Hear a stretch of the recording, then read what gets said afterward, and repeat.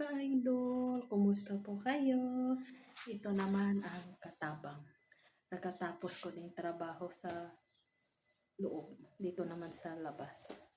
Mahalin mo ang trabaho mo para mahalin ka ng amo mo. Kasi dito sa ibang bansa, bihira lang ang mabait na amo. Ako, thank you God, ibinigyan ako niya ng employer na sobrang bait. Sobrang bait sila talaga. Wala akong maano kasi pag sobrang bait sila, wala akong masabi sa kanila. Yung amo ko sobrang ano, tapos makikita nila sa akin na sobra na ako ng pagod, binigyan ako nilang relax. Pero ako meron naman ako ng relax 2 hours yung relax ko. Pero magdepende yon sa trabaho ko. Kasi pag dami yung trabaho ko, wala akong relax. Tapos magluto ako ng basal, ng onion, tapos magluto ako ng talong, o pusa.